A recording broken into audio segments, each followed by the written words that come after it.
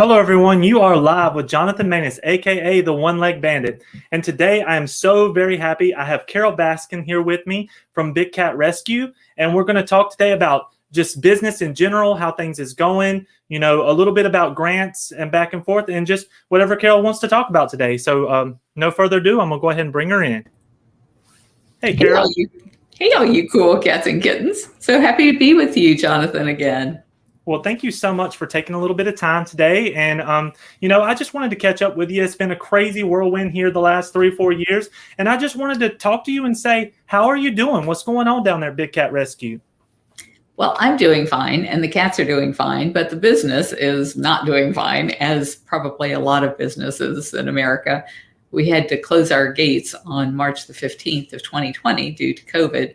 And then there was all of the craziness that came from Tiger King that had people wanting to storm the gates and burn the place down. So we definitely kept them shut, but we were not able to reopen our gates to tours yet, because the way we give tours is to have like 20 people in a close group together with a guide talking to them for an hour and a half, and then leading them to call their member of Congress at the end of their visit. And so having people in close proximity is still not a healthy thing to do, I don't think. And even though we're vaccinated here, we can't know for sure because our governor won't let us know for sure whether the people visiting are vaccinated. And the cats can contract COVID-19 and die from it. And there is no vaccine for them and probably never will be. So with that being the case, I just don't know if we would ever be able to do tours on the large scale. When I say large scale, I mean, we'd have 27,000 visitors a year compared to our local zoo, which gets like 1.5 million visitors a year. So for us, large scale was nothing, but it was still a lot of people for our cats to be exposed to. Well, we can definitely adapt there. Everybody wants to come and see the cats, and what you're doing is a good thing here. Now, I know that you had a call to action. So scrolling below at the bottom of the screen, everybody can see bigcatact.com. Tell everyone about Big Cat Act and what you want to take place there. If you're a U.S. resident, this is the most important thing that you can do to, one, end the abuse that you may have seen in Tiger King of these cats being bred, exploited, and then discarded into horrible situations like you saw there. And the other thing that it can do is save the cat in the wild. I think one of the things that Tiger King most misled people into thinking was that breeding tigers in captivity will save them from extinction, when in fact breeding cats in captivity is causing their extinction. And the reason for that is that when you have all of these legally bred cats in the US that end up being dumped into backyards and basements and circus acts and all of these other unregulated activities, it creates a legal smokescreen for illegal activity like poaching a tiger and selling their parts. So if you get caught right now with a tiger tooth necklace, which was one of the things that the family of Joe Exotic told us, that he would always give away tiger teeth to family and friends and donors, because at the end of the life of the cat, when he couldn't make money off of them for cub petting, then he would take the skins and the teeth and the bones and still had sales for those kinds of things, or trade for those kinds of things. And if you got caught with one of those, you could just say, that was my pet tiger, and nobody could do anything to you about it. But it's illegal to kill tigers and take their parts and trade them across state lines or across country boundaries.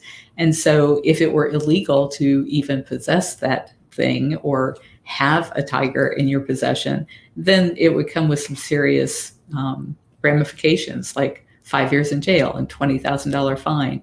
And so that's why, it's always going to be cheaper to kill a cat in the wild than to raise it up until it's 4 or 5 years old, because it costs like $10,000 per year per cat, just to the food and vet care for them.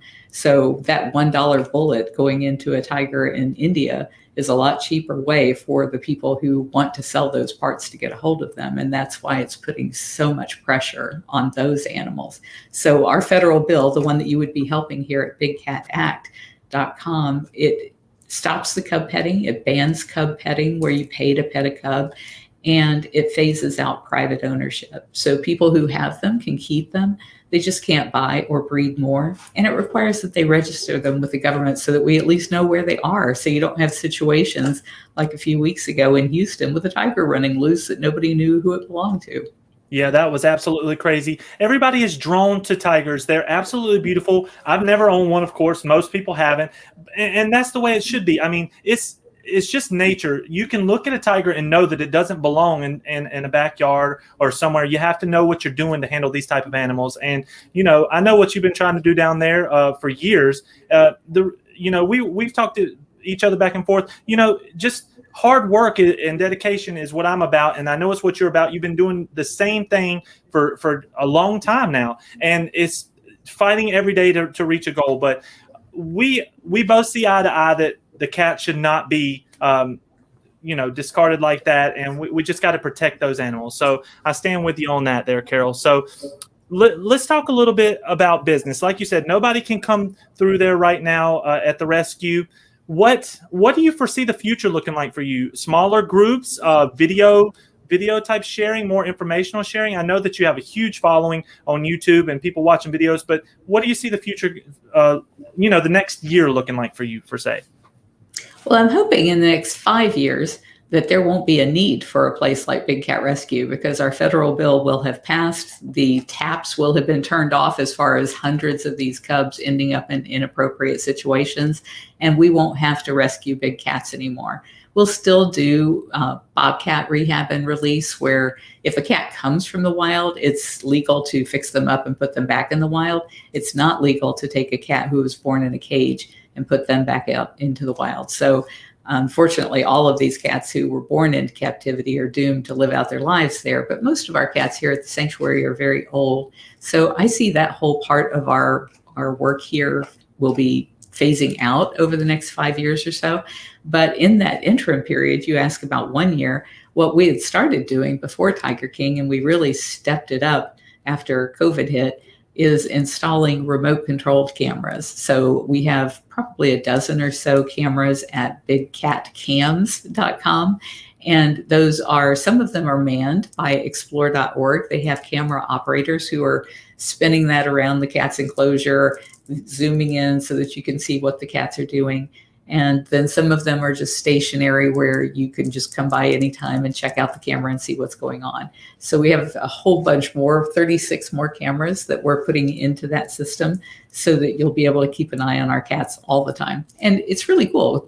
Even the systems that aren't manned have these heat maps. So I can go onto a camera and I can scale back and say, oh, I saw around 2:00 in the morning there was some activity going on here. What was that? And I can go back and play it from that time in the morning and see what was happening in that cat's life. And then yesterday I had a conversation with some people at Iconic Engine, and they were telling me that I thought that I had this big vision of the future of these 360 internet streaming cameras that would be placed in the wild where these cats really live, and that people would be able to jump into their headsets or even on their phones and be able to look around the room with their phone in a 360 environment and see these cats. And as I was talking to them yesterday, I said, except that those cameras don't exist yet. And they're like, yeah, they do. They're really expensive, but they do exist. And so that was really exciting to me to hear that the technology has already moved forward enough that that could be a reality. It's just a matter of raising enough awareness and enough money to make that happen. So my ultimate goal is that people educate their children through going into these internet streaming cameras where they're seeing these cats doing what they do in the wild and serving their role in the ecosystem, because that's what education and conservation is about, not seeing an animal languishing in a cage. Agree completely. And, their area to roam is dwindling every day. You can see that. And it's just it's really a tough situation, but I do believe we should all bond together, like you said, and get these cats their area to live, So talk a little bit to the viewers today about your new cryptocurrency. What all do you have going on with that? So we started a cryptocurrency at rally.io, and of course we called it the cat coin. And if you go to rally.io and just type in cat, you'll find it. But the purpose that I had in creating that was I wanted to do two things. One is most of the people who are our followers, we have like 3.6 million followers on Facebook and 1 million subscribers over on YouTube, and I forget how many hundreds of thousands over at Instagram and TikTok and all of those. most of those people are not crypto savvy. And I think cryptocurrency is our future. It's the future of money, the future of banking. I think it's the future of all of that. But getting people to test the waters and play with it in a way so that they become comfortable with how that works was one thing that I wanted to do with it. The other is that the kind of people who are working in the crypto world are the kind of forward-thinking people that are going to change this planet for the good. You know, they're going to harness all of our natural resources for energy and make that available for everybody. Like the cameras that I was talking about, if all of the money from those goes into those local economies so that those people protect the animals in their area and protect the forests that they need to survive in, then that protects the entire life support system on this planet for all of us. So we have to be thinking in these symbiotic types of relationships in order to do this. And those are the kind of people that are in crypto right now. So I wanted, with this cat coin, to also reach that community and say, look, pay attention to this cat coin because I've got some stuff I need you guys to do to save the tiger and thus save the planet. So it's kind of a twofold thing of it being out there as a cryptocurrency. Well, I agree completely on cryptocurrencies. I mean, a lot of people, I've done a few videos on cryptocurrencies, SHIB, Doge, all, you know, everything that people are really looking at right now. But you're right, it is the future. And anybody that's already in it can feel it. They can see it. You can see the amount of money that's come into those markets. We're not talking small money here. I mean, billions of dollars already in SHIB, and it's way below a penny. So, you know, if you do utilize things for good, I mean, the guy give away half of the whole ecosystem of SHIB to India to help fight COVID-19. I know you heard about that. I mean, billions of dollars. So just people are caring and utilizing this for good. And I hope it continues on that path because that's what's important. I'm going to take a quick look here at some comments and just throw some of them up here and see what people's got going on here. Let's see here.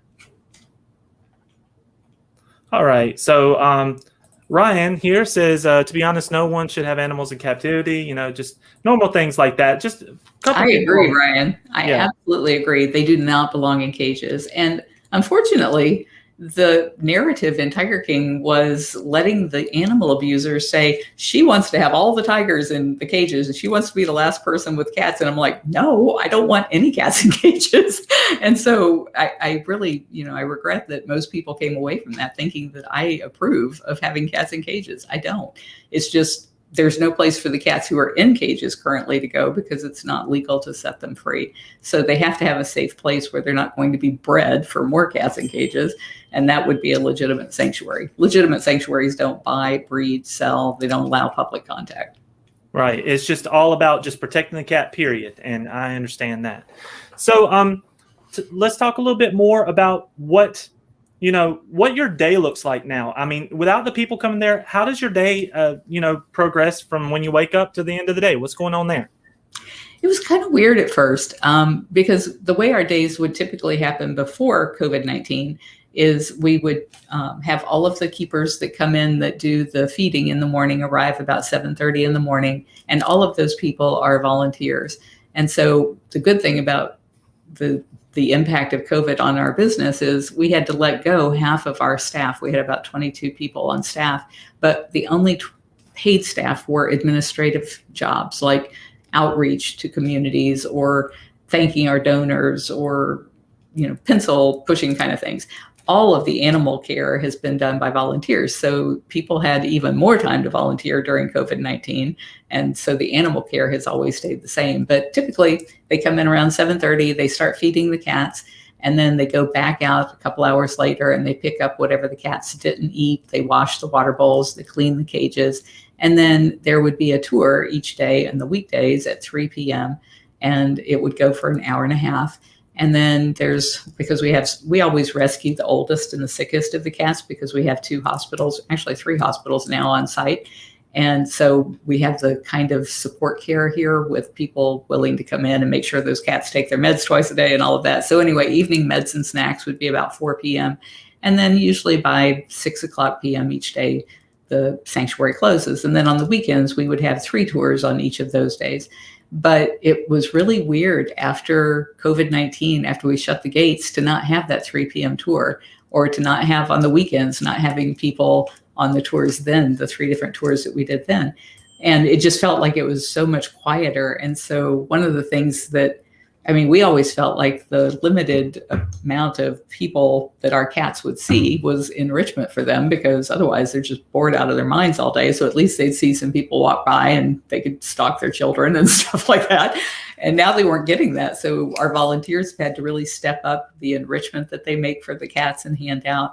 And they go out and they read to the cats. We move cats around every month. We have a big 2.5 acre enclosure. And every month we move a different big cat out there, so they have that whole space. It's got ponds, and well, all of our cages have trees, but it has a pond they can actually go and swim in. And all of our big cats have ponds too, but they're just like little wading ponds. And then we also have a vacation for our smaller cats, but it has to have a roof. So it's like 22,000 square feet, which is kind of like a mall. And so every 2 weeks, a different cat gets that space. So we're constantly moving cats around so that they have different things to do and see, and to try and make their lives a little more interesting. I hear you. So just new altogether. Right now I look at the whole U.S. is a time for newness. I'm always promoting small business. There's so many grants out there, so much federal contracting money. If you're watching the stream today and you're looking at getting into federal contracting, or if you need help with a grant, please reach out to me at the One Leg Bandit at Maness Veteran Medical. Let me help you out. Let me answer some questions you have. I'm very, very knowledgeable at what I do. And I'm just all about spurring small business. And most people may not know this, but there's a term called set-asides. It's, for example, woman-owned, minority-owned, veteran-owned. If you fall under a set-aside, there's money out there that the government has just sitting there for you that you can go and capture and just doing what you already do. If you do painting, if you do drywall, no matter what, there's opportunities that people don't know about. So call me or email me if you're looking to grow, and I'm willing to help you. And Carole, we've talked. If you need any help with all the grants that are going on out there now in your industry, I'll definitely walk you through that from A to Z, whatever you may need. Okay. Thank you so much for that. My husband's looking into it now, but he said it was really onerous. So it sounds like people need somebody like you that can help get them through that process. Absolutely. It's a major process. And, people let the fear of not knowing how to do federal contracts stop them. And what's happening is the government sets aside all this money for us small businesses out there. It's sitting there and not enough people go to get it. And then the big businesses end up having to get the work anyway because the small businesses are not there going and getting it. So I want to motivate everybody that's listening to me right now to go out there and get those small business dollars and just start a business, work hard. And if you have any questions, people like me are out there. I will answer anything that you might need and we'll help you grow. So thank you for letting me put that in there. And you can join me on YouTube at Jonathan Maness and just watch some of the videos I have out there. I've been able to help a lot of people, and I'm just so very thankful for that, Carole. And I'm thankful for your time. So any other topics you'd like to talk about today? You've already given me a good solid 20, and I just if you want to say anything, go ahead and put it out there, Carole. Well, I'm really excited about getting this federal bill passed, and my husband and I are actually going to a world premiere in Washington, D.C. on June the 24th that is going to be opened only to a select few people because of COVID, of course, and because these are the members of Congress who can actually get this bill passed this year. We got it through the House the past session with a 2/3 vote. We think we can do that. We know we can do that again this year. And so it's just a matter of calling it up for a vote. And then in the Senate, we need to do the same thing. So this premiere is going to be from a film called The Conservation Game. It was a film we worked on for 5 years during the same period of time we were working on Tiger King. It's the whole thing with Tiger King. I mean, we've never been betrayed like that by a film crew before.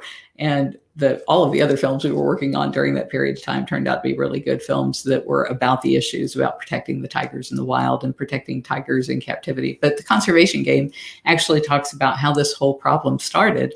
And it was because of people like Jack Hanna and Dave Salmoni and Boone Smith taking cubs onto late night shows that people saw that and they thought, I want to be that. I want to touch a cub. And that's what has driven this whole thing. And so this film is really groundbreaking. It just won the Social Justice Award at the Santa Barbara International Film Festival. And there were a lot of social justice issues in 2020. So for it to win that just recently it tells you how compelling this film is. So it's going to be airing there on June the 24th. And hopefully once our members of Congress and senators see this, they are going to jump on board and support this bill to ban the cub petting and to phase out private possession. And sorry, Carrie, no, the conservation game is not on Netflix yet. It has not been sold to a major distributor yet. We're still in the phase of going through the film festivals and doing these very limited premieres for it. But as soon as it is like available for everybody, I'll be all over telling you guys where to find it. There was also another really good one done in the UK on the BBC by Louis Theroux called Shooting Joe Exotic. And that one's supposed to come out on a huge major channel here in the US very soon. So that's another one I'll be promoting when it comes out. I'm going to throw this up here, Carole. Did I pay for the film? No. And they didn't pay me either. A lot of people think because Tiger King was such a huge blockbuster hit that everybody made a bunch of money off of that. We don't charge film crews to come out here. We do that for free. And we do it because we want to get the message out there about protecting these cats. And so we got nothing out of Tiger King except a lot of grief from people that actually believe their narrative. Well, I'll tell you, the first time we talked 7 years ago, did you think that you was going to have millions of people watching you? Like, me and my wife was riveted to the Tiger King. I mean, it's amazing, isn't it? You never know from day to day where you're going to end up, where you're going to be. And it's crazy, isn't it, Carole? There's this book called One by Richard Bach, and I love it because it talks about how you do something and your whole life takes a turn in a direction that you never saw coming. And then you land on this other point and it goes off this way. And so it is just, life is so amazing, so amazing. Well, we're going to keep grinding forward, Carole. I just want to say thank you so much, for spending some time here and promoting what we have going on. And just thank you for your time. And I would love to have you back anytime that you want to talk. But I really appreciate you and just hope you have a wonderful day, okay? Thank you so much. Bye-bye. Thank you very much. So everyone, that was Carole Baskin, and I just really appreciate you taking your time to watch today.